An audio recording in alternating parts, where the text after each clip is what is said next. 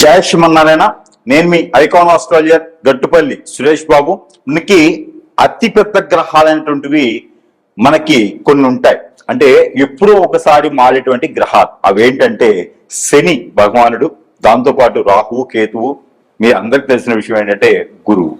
ఈ గ్రహాలు ఎప్పుడో ఒకసారి అంటే 2.5 సంవత్సరాలకు ఒకసారి మారేటువంటి శని భగవానుడు అయితే, రాహుకేతువులు 18 మాసములకి, అలానే గురువు 16 మాసములు అంటే 14 నుంచి 16 మాసములు ఒక్కసారి గురువు మారుతూ ఉంటాడు, సంచారం చేస్తూ ఉంటారు.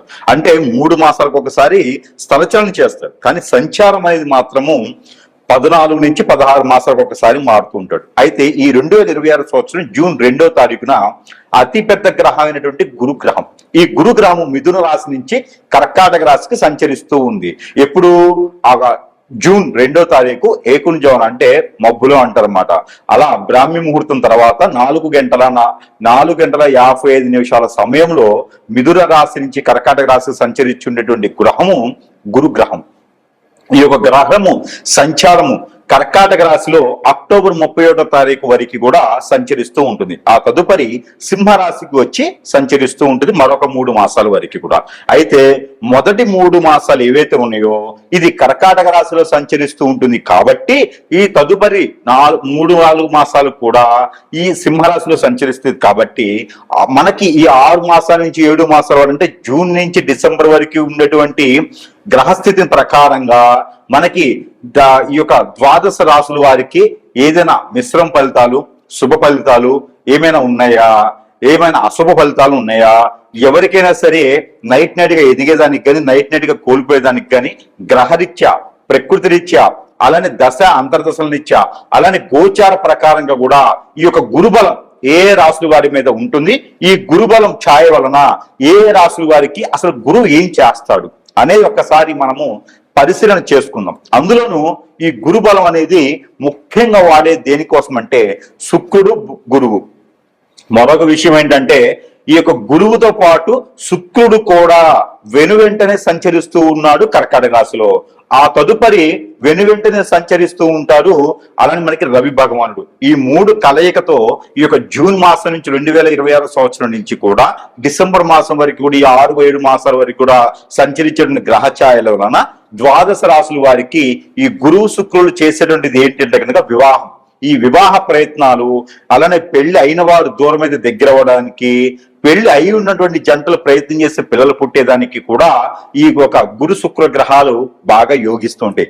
జీవితంలో మనిషి ఎదగాలి అంటే వారికి శుక్రబలం కానీ గురుబలం కానీ ఉండాలి. అది వారి జాతక ప్రకారంగా, వారి యొక్క నక్షత్ర గోచార ప్రకారంగా, దశాంతర ప్రకారంగా కూడా నీకు గురుబలం తక్కువ ఉంది లేదా దీనికి పరిహారం చేసుకోండి, నీకు శుక్రబలం అసలు లేదు, కలత్ర దోషం ఉంది అంటారు.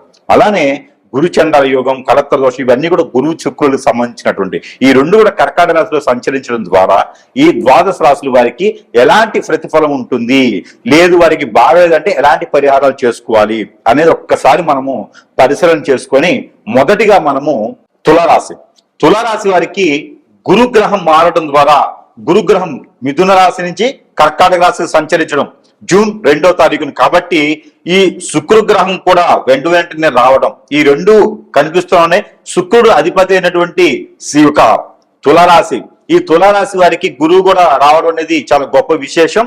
అయితే ఈ 2 గ్రహాలు కూడా తులారాశి వారికి కొంతమేర అదృష్టాన్ని అయితే తీసుకొస్తున్నాయని చెప్పవచ్చు. కానీ మరీ అదృష్టం కాకపోయినా కొంతమేర అది ఏంటంటే 10వ స్థానంలో ఉంటున్నారు. కాబట్టి ఈ 10వ స్థానంలో గురువు ఏం చేస్తారయ్యా, మీకు ఆరోగ్య సమస్యలు ఏమైనా ఉంటే అవి నెరవేరుతాయి.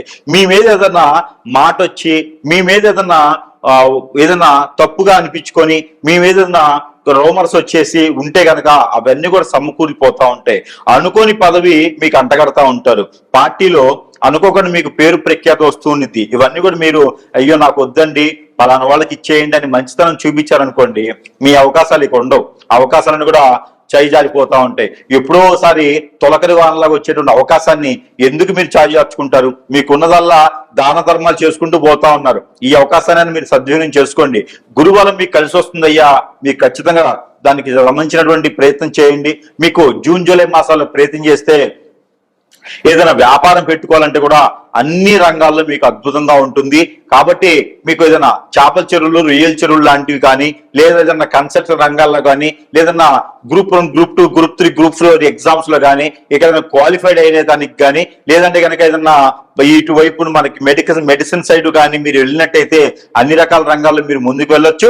మీ మీద ఉన్నటువంటి చెడు దృష్టి, నరదృష్టి, నరఘోష, శత్రుభయం, శత్రుపీడ, ఆర్థిక సమస్యలు, ఆరోగ్య సమస్యలు, మీ మీద ఏదైనా గ్రహాల దోషాలు, కలత్త దోషం కానీ, రాహుకేతు దోషం కానీ, కుజ దోషం కానీ, ఇంకేదైనా శని భగవాన్ అశుభ దృష్టి కానీ మీ మీద ఉన్నట్టయితే కనుక, అంటే కాదు ఉన్నాయి కరెక్ట్ గా ఉంటే కూడా మీకు గురుబలం, శుక్రబలంతో ఇవన్నీ కూడా పటాపంచలైపోయేసి మీకు ఒక అదృష్టాన్ని కల్పిస్తుంది గురువు అని చెప్పొచ్చు. మీకు ఏదైనా పితృదోషాలు కనిపిస్తున్నాయి కాబట్టి దానికి తగిన పరిహారాలు అయితే కనుక ఖచ్చితంగా మీ సమీప దూరంలో ఇక్కడ చెప్పేటువంటి రెమెడీని పాటించండి.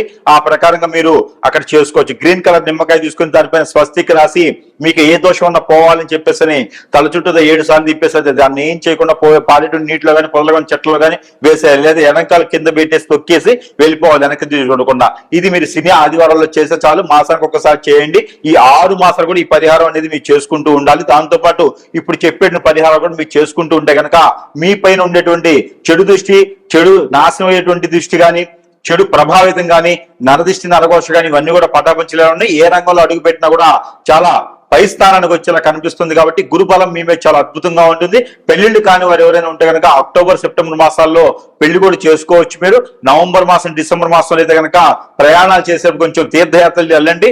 తీర్థయాత్రలు వెళ్ళేటప్పుడు కొంచెం ఆచి చూసి ప్రయాణాలు చేయాలి.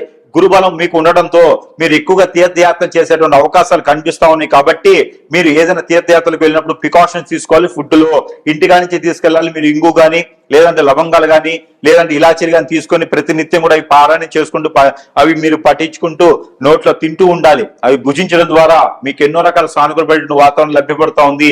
ఇంకేదైనా సమస్య ఉంది అంటే కనుక ఖచ్చితంగా సంప్రదిస్తే మీకున్నటువంటి సమస్యకి పరిష్కార మార్గం చూపించేదానికి ప్రయత్నం అయితే ఖచ్చితంగా చేద్దాము.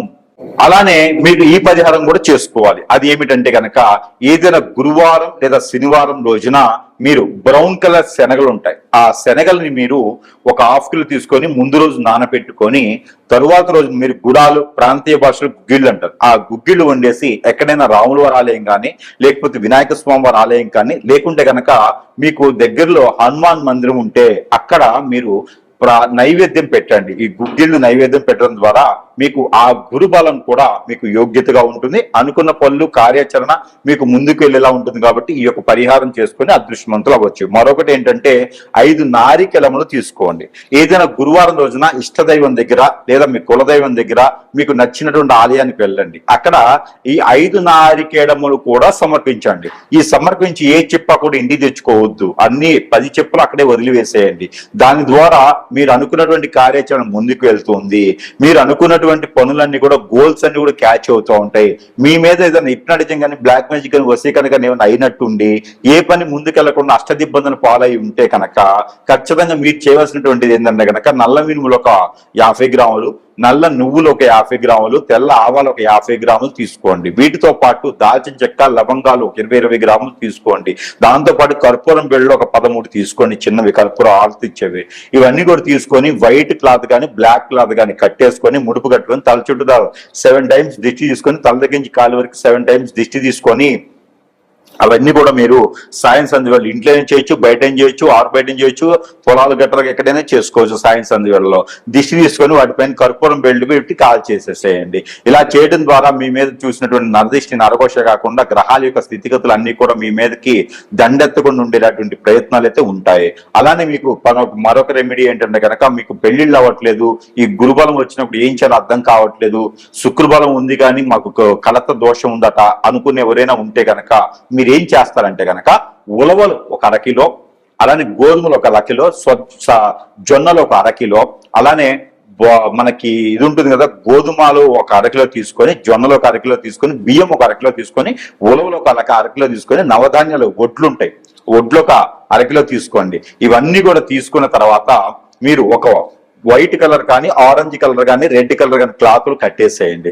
ఈ కట్టినటువంటి దానికి మీకు సమీప దూరంలో ఎక్కడైనా నది, వాగు, ఏరు, సెలయేరు, కుంట, కాలువ, బ్రహ్మగుండాలు, లేకపోతే సముద్రాలు ఇలాంటి ఏదైనా ఉంటే గనక మీరు అక్కడ స్నానం ఆచరించేటువంటి పరిస్థితులు ఉన్నాయా, సరే లేకుంటే కనుక ఇవన్నీ కూడా మీరు పితృదోషాలు కానీ, కాలసర్పదోషం కానీ, కలత్ర దోషం కానీ, బుధ దోషం కానీ, గురు దోషం కానీ, శని దోషం కానీ ఏమైనా ఉన్నాయంటే కనుక ఆ దోషానికి పరిహారం పోవాలి, ఇవన్నీ కూడా మాకు తెలుసో తెలియక చేసిన కర్మలు పోవాలి అని చెప్పేసి అనుకొని ఇవన్నీ కూడా తలమేం పెట్టుకుని వెళ్ళేసి అందరి పేర్లు, ఇంట్లో వాళ్ళందరి పేర్లు, ఒక కాలం చేసిన వాళ్ళ పేరు, ఉన్నవారి పేరు అందరికి వెళ్ళి తెలుసుకుని ఏదైనా తప్పులుంటే క్షమించండి అని చెప్పేసి అని అక్కడ అన్ని పోసేసేయండి. పోసేసిన తర్వాత కాళ్ళు కొడుకొని ఎక్కడైనా ఆలయం ఉంటే కనుక ఆ ఆలయంలో మీరు 2 ఒత్తులేసి మట్టి ప్రమిదిలో దీపారాయణ చేసుకోండి. ఇలా చేసినట్టయితే కనుక మీకు అన్ని రకాలుగా కూడా గ్రహాల యొక్క స్థితిగతులు అన్ని కూడా మీ మీద సానుకూల పరిచేసి మీరు అందరూ కూడా ముందుకు వెళ్ళేలా ఉంటుంది. కాబట్టి ఈ పరిహారం చేసుకుని అదృష్టవంతులు అవ్వచ్చు. మరొక పరిహారం ఏంటంటే కనుక మీరు మనకి నిమ్మకాయ ఉంటుంది, నిమ్మకాయని తొల తీసి మనకి ఇట్లా వెనక తిప్పండి, వెనక తిప్పేసి దాని కింద ఉప్పు పోయండి, ఉప్పు మీద ఈ నిమ్మకాయ తొలలు పెట్టేసి దాంట్లో ఆవు నెయ్యి కానీ కోకోనట్ ఆయిల్ కానీ వేసేసి 2 ఒత్తులేసి దీపారాయణ చేయండి. ఇది ఎక్కడైనా సుబ్రహ్మణ్య స్వామి దగ్గర కానీ, లేకపోతే కనుక వినాయక స్వామి దగ్గర కానీ, లేదా శివాలయంలో కానీ సాయం సంధ్య ఇలాంటి దీపం మీరు కంటిన్యూషన్ గా 11 రోజులు చేయండి. ప్రతిరోజు కూడా క్రమదిబ్బంగా తప్పకుండా 11 రోజులు చేసే ప్రయత్నం చేయండి. లేదా 5 రోజులు, 7 రోజులైనా, 9 రోజులైనా చేసుకోవచ్చు. దీని ద్వారా మీకేంటంటే కనుక శుక్రబలం బాగుంటుంది, గురుబలం బాగుంటుంది, మీకు మీద ఇంకేదైనా రవి బలం బాగుంటుంది, అలానే బుధుడు బలం బాగుంటుంది, కేతు రాహు బలం బాగుంటుంది, మీ మీద అన్ని రకాల గ్రహ దోషాలు పోయేదానికి ఆస్కారం ఉంటుంది. కాబట్టి పరిహారం చేయండి. నిమ్మదీపం పెట్టిన రోజు కూడా వంటపొడి భోజనం చేయండి మీకు వీలైతే. అలానే నాన్ వెజ్ భుజించకండి, శాకాహారులుగా ఉండండి మీకు వీలైతే. ఆరోగ్యం సహకరించిన మేర ఇది పరిహారం చేసుకోవడం ద్వారా మీకు ఫైనాన్షియల్ గా ఉండేటువంటి ఇబ్బందులు, ఆర్థిక పరమైనటువంటి ఇబ్బందులు, ఈ గురుబలం మీకు బాగా ఉత్తంగా ఉండేదానికి, అన్ని రకాల పనులు మీకు ముందుకెళ్లేదానికి అయితే చాలా సానుకూల పడుతుంది. అలానే మీకు విదేశాలకు వెళ్ళాలనుకుంటే గనక ఖచ్చితంగా ఈ పరిహారం చేసుకోండి. ఎక్కడైనా మీకు సుబ్రహ్మణ్య స్వామి ఆలయం ఉంటే గనక అక్కడ నువ్వులతో కూడినటువంటి చలిబిడి, ఆ చలిబిడిని కనుక స్వామివారికి నైవేద్యం పెట్టండి. సజ్జలు, నువ్వులు, ఎండు కొబ్బరి, తెల్ల నువ్వులు కానీ, నల్ల నువ్వులు కానీ వేసేసి ఆ చలిబిడిని కనుక స్వామివారికి మీరు పెట్టినట్టయితే ఖచ్చితంగా మీరు విదేశానికి వెళ్ళడానికి ప్రయత్నం చేయండి.